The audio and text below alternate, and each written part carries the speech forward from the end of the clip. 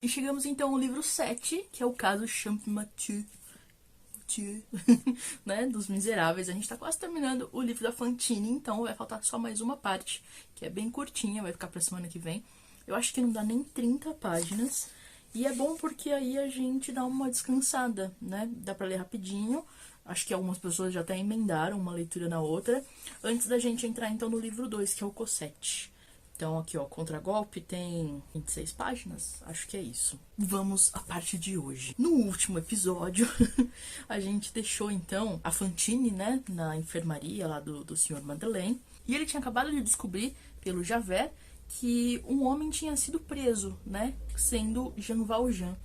E aí, o Javert explica que achou que o Sr. Madeleine era o Jean Valjean, denunciou ele para a polícia, né, para a chefia da polícia em Paris. E esse homem, então, acabou aparecendo numa cidadezinha chamada Arras, eu acho, se eu não me engano. Que ele já teria sido preso, então Jean Valjean já estaria em poder da polícia. Então o Sr. Madeleine não poderia ser Jean Valjean. Mas antes de entrar no livro 7, eu queria comentar um pouco sobre o Champmathieu, né? Que é o cara que está sendo acusado de ser o Jean Valjean. Lá no livro 6, né, no livro anterior, no Javert, quando ele tá contando pro senhor Madeleine que denunciou, e esse homem foi encontrado, e ele tava sendo, se escondendo sobre o nome de Champmathieu, e ele tava passando por uma cidadezinha, fica no capítulo 2, de como Jean pode transformar-se em Champ. E aí a gente conhece esse caso, né? O que está acontecendo, que esse homem foi preso e tudo mais. E eu queria comentar um pouco sobre o crime desse senhor. Aqui a gente tem algumas informações. Então, o que o Javert conta para o Madeleine é o seguinte. Champmathieu era muito pobre, ninguém lhe dava atenção. Essa gente, ninguém sabe como consegue viver. Ultimamente, neste outono, o velho Champmathieu foi preso por ter roubado cidras do pomar de um tal... Enfim, não importa de quem. A questão é que houve roubo, invasão de propriedade alheia e galhos de árvores frutíferas quebradas. Prenderam Champmathieu quando ainda carregava as frutas consigo e o trancafiaram. Até aqui trata-se simplesmente de um caso correcional. Mas veja o que é a providência. Como a cadeia estava em mau estado, achou o senhor juiz conveniente que transferisse Champmathieu para Arras, onde está a prisão do departamento. Nessa mesma prisão, achava-se um antigo forçado de nome Brevet, preso, por não sei que motivo, que naquela época tinha sido porteiro da prisão pelo seu bom comportamento. Apenas Champmathieu acabava de desembarcar. Brevet exclamava: mas eu conheço esse homem. É um ex-grilheta. Olhe cá para mim. Você é Jean Valjean. Jean Valjean? Mas o que é isso? Disse Champmathieu admirado. Não se faça de inocente, disse Brevet. Você é Jean Valjean e eu esteve nas galés de Toulon. Já faz 20 anos. Nós estivemos juntos. Champmathieu continuava negando. Esse resuminho mostra pra gente algumas coisas, né? De quão pouco vale a vida de uma pessoa, porque ele tinha sido preso por roubo, invasão de propriedade alheia e galhos de árvores frutíferas quebrados. Então, um galho quebrado vale mais que a vida de uma pessoa, né? E aí, quando ele chega na prisão, ele é reconhecido por esse outro condenado, né? Que é o Brevet, que acusa ele de ser o Jean Valjean. E aí a coisa, né, o caldo entorna, porque ele acaba sendo submetido a uma pena muito mais rígida, né, mais séria do que a de simplesmente ter roubado, então, essas frutas, né, esse galho de árvores com frutas. E a gente vai aqui, então, no livro 7, passar por toda a crise de consciência do Sr. Madeleine e, enfim, o caso realmente sendo julgado do Champmathieu. Então, no capítulo 1 a gente conhece a irmã Simplice, que é uma das freiras ali, né? Que estão cuidando da Fantine na enfermaria do Sr. Madeleine, e ele vai sempre visitá-la, né? A gente conhece um pouco desse temperamento dela, né? Que ela é uma mulher que nunca mente. E logo em seguida a gente já tem ali um vislumbre do Sr. Madeleine visitando a Fantine e, né, vendo que ela tá piorando, que ela não tá muito bem, ela perguntando pela Cosette e tudo mais. No capítulo 2, que é a perspicácia de mestre Scalfleur. Talvez isso. Se depois desse livro eu não fizer um curso de francês, eu não sei o que eu faço da minha vida. Mas o Sr. Madeleine então vai até a oficina, né, loja, garagem, não sei, desse senhor que trabalha com aluguel, né, de cavalos, cabriolés e outras coisas, né, aparatos para viagem. Então ele negocia ali com o homem e solicita então um cavalo pro dia seguinte, né, para amanhã do dia seguinte, para ele possivelmente viajar. Então, porque vai ter o julgamento, né, do Champmathieu. Então ele quer ir lá ver o que vai acontecer, né, mas ele já prepara o cavalo.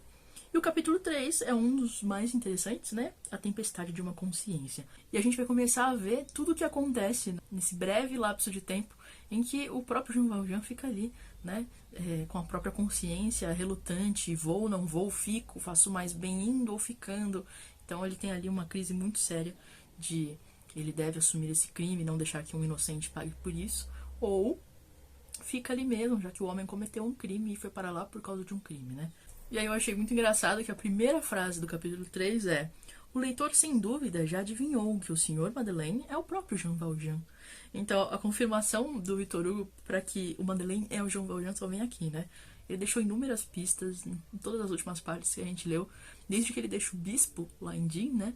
Ele acaba deixando no ar que ele seria o Madeleine, mas aí ele faz questão de confirmar agora que realmente Madeleine era Jean Valjean. E aí a gente descobre o que aconteceu, né? Logo depois que ele deixou, né, a casa do bispo, né? E acabou pegando a moeda do Gervais. Então o narrador diz assim: ele conseguiu desaparecer, vendeu os talheres do bispo, guardando como lembrança somente os 2 castiçais. Que a gente viu, né? Quando o pessoal entra no quarto dele e vê os castiçais, estão lá. Andou de cidade em cidade, atravessou toda a França. Chegou a Montreuil-sur-Mer. Teve a feliz ideia que já falamos. Fez tudo o que está narrado nas páginas anteriores. Chegou a tornar-se irreconhecível, inacessível e, já estabelecido, em Montreuil-sur-Mer, feliz por sentir a própria consciência arrependida de seu passado e a primeira parte de sua existência desmentida pela segunda. Vivia pacificamente, tranquilo e confiante, não tendo mais que 2 pensamentos: esconder o próprio nome e santificar a própria vida, escapar dos homens e voltar para Deus. Essa parte dessa crise de consciência dele eu achei muito interessante de como o Victor Hugo conseguiu levar a gente através dessa dúvida, né? Eu já passei, imagino que você já também deve ter passado por alguma crise de consciência nesse sentido, de tomar uma decisão. A gente tem 2 opções e nenhuma das 2 parece realmente interessante, mas a gente tem que escolher uma delas. Então a gente se encontra ali na famosa sinuca de bico, né? E é o que acontece aqui com Jean Valjean. Confrontando-se com o fantasma Jean Valjean, o bom e digno burguês Sr. Madeleine sairia mais honrado, mais calmo e mais respeitado que nunca. A claridade tornou-se completa e Madeleine acabou por confessar a si mesmo que seu lugar nas galés estava vago e que, por mais que fizesse, sempre estaria à sua espera. O roubo do pequeno Gervais o arrastaria novamente para a prisão, e aquele lugar vago o atrairia enquanto não fosse preenchido. Era inevitável e fatal.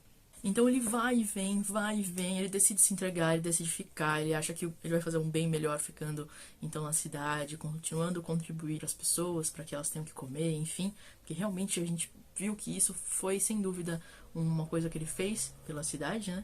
Mas essa crise de consciência continua. Mais pra frente ele diz que, além do mais, se alguém sair prejudicado, não será absolutamente por minha culpa. São coisas da providência. Seria se ele não tivesse ficado sabendo antes, né? Se o Javert não tivesse contado, droga Javert, que o homem tinha sido preso e seria julgado e provavelmente condenado, né, à prisão perpétua nas galés, ele não saberia, então realmente seria coisa da providência. Mas nesse caso ele soube, então não restou muitas opções, né?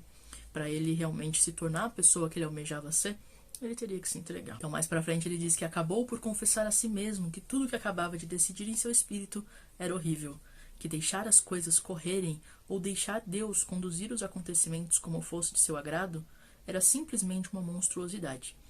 Deixar que se completasse aquele erro do destino e dos homens, curioso, né, dos homens, sem impedi-lo, ajudá-lo com seu silêncio, enfim, nada fazer, era ser culpado de tudo. Seria o mais baixo degrau da indignidade e da hipocrisia. Seria um crime mesquinho, covarde, traiçoeiro, abjeto, hediondo. Pela primeira vez depois de 8 anos, o infeliz homem acabava de sentir o sabor amargo de um mau pensamento, de uma ação condenável. Voltava a ser ladrão, e o mais desprezível dos ladrões. Estava roubando a outro a existência, a vida, a paz, o lugar ao sol. E por fim, ele se resigna, né? Não lhe era possível entrar na santidade aos olhos de Deus, se não voltasse à infâmia aos olhos dos homens. Ele se lembra também de Fantine, de Cosette, que dependem dele, né? Também essa dependência parece um pouco forçada no sentido de que ele precisa de uma justificativa para não ir, né? Então ele tenta barganhar de várias formas, com tudo que é possível, até realmente tomar a decisão de ir, então, para Aras, né? Para assistir o julgamento e se entregar. Mas o que eu achei realmente curioso é que, para mim, deu a impressão de que ele só realmente toma essa decisão de que ele vai se entregar no capítulo 4, no Formas que o Sofrimento Toma Durante o Sono. Então, o sonho que ele acaba tendo nessa noite, né, conturbada, ele acordaria super cedo, já era tarde, enfim, ele acaba fazendo com que ele tome realmente a decisão de partir, né. Ele se assusta com uma possibilidade de futuro, porque nesse sonho ele sonha que ele está morto, né, e esse pós-vida que ele encontra é um tanto assustador. E aí já é dia e chegou, né, o cabriolé que levaria ele, então, né, na verdade que ele guiaria até Aras. E começa então essa jornada dele até a cidade, que também tem vários empecilhos, né, por vezes a roda quebra, o cavalo tá cansado, enfim, ele acaba encontrando vários percalços no caminho. Mas ele chega, e é quando ele chega que a coisa fica interessante, não é mesmo? Mas antes dele chegar, a gente tem aqui no capítulo 6, né? Irmã Simplícia posta à prova. Passou da hora do Sr. Madeleine chegar, não chegou. A Fantine fica perguntando por ele, né? E a irmã Simplice tem de fazer aquilo que ela mais tentou evitar durante toda a vida, né? Que diz que ela corou ligeiramente, era uma mentira, o que a servente lhe propunha. Por outro lado, parecia lhe dizer a verdade, a doente. Era o mesmo que lhe dar um terrível golpe, o que seria de suma gravidade no estado em que Fantine se encontrava. O rubor, porém, pouco durou. A irmã dirigiu-se a Fantine, um olhar calmo, triste, e disse: o Sr. Mer viajou.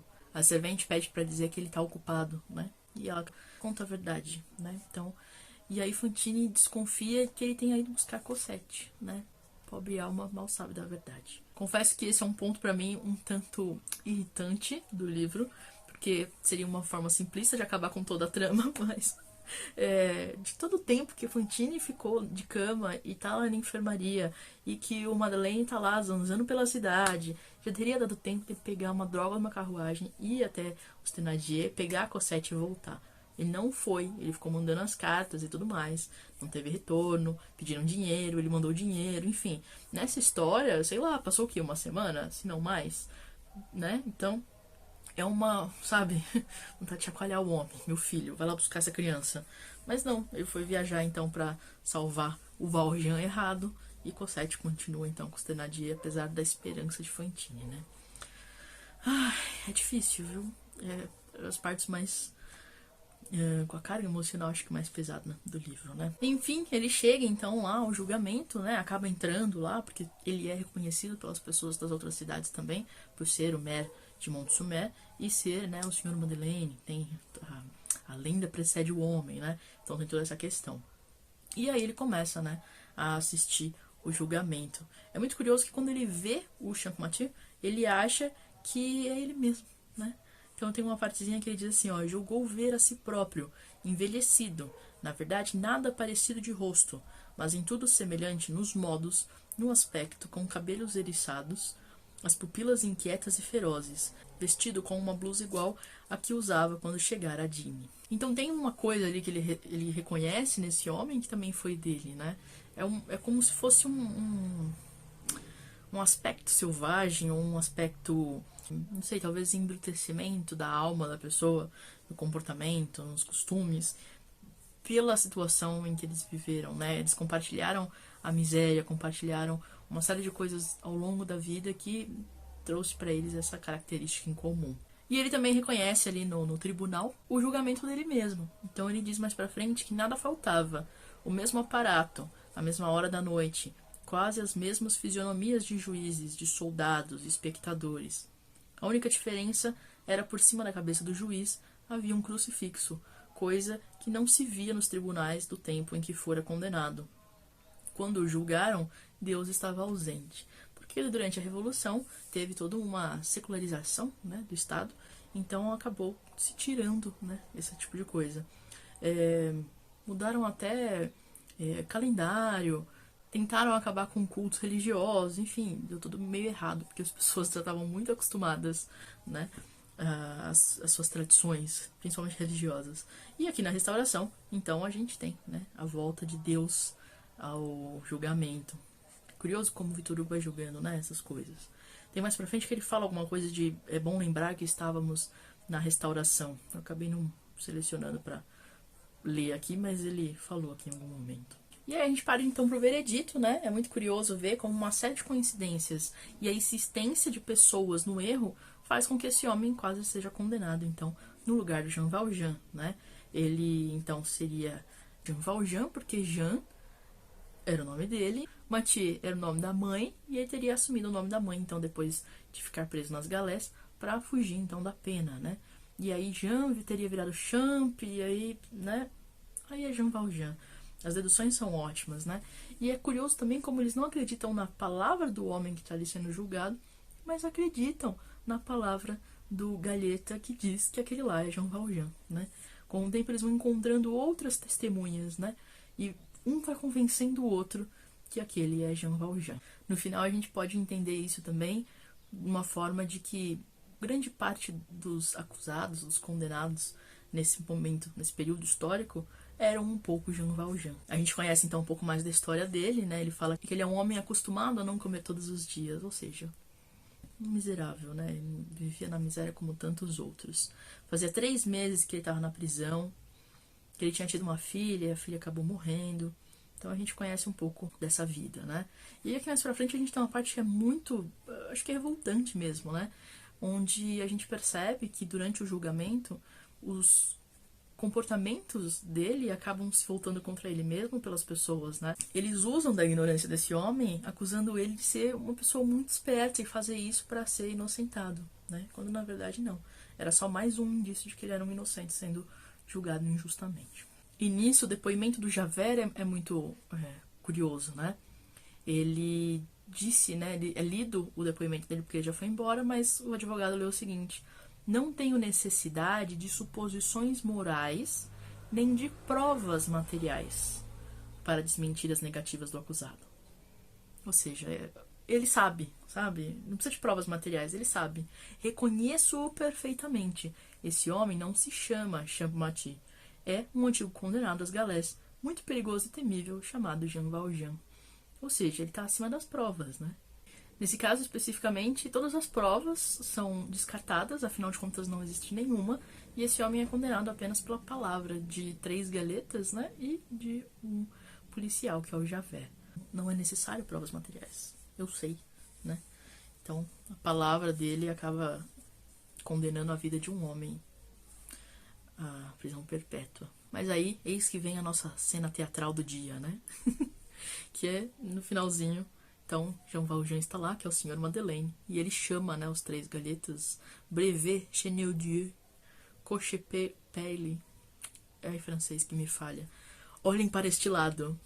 Todos os que ouviram essa voz ficaram gelados. Tanto era lastimosa e terrível. Todos se voltaram para o ponto de onde havia partido. Um homem, colocado entre os espectadores mais privilegiados, os que estavam sentados logo atrás dos juízes, acabava de se levantar, empurrar a porta da grade que separava o tribunal da parte reservada ao público e pusera-se de pé no meio da sala. O presidente, o advogado-geral, o senhor Bamatabois, que olha quem que apareceu no julgamento, né? Esse senhor maravilhoso que jogou a bola de neve na Fantine, né? Então a gente tinha realmente um júri de pessoas ótimas. 20 pessoas o reconheceram e exclamaram uma só voz: Senhor Madeleine? Vitor Hugo e suas entradas teatrais, né? Mas é muito bom. Então ele manda soltar o réu, né? O senhor presidente, mande me prender. O homem que os senhores procuram não é este, sou eu sou o Jean Valjean.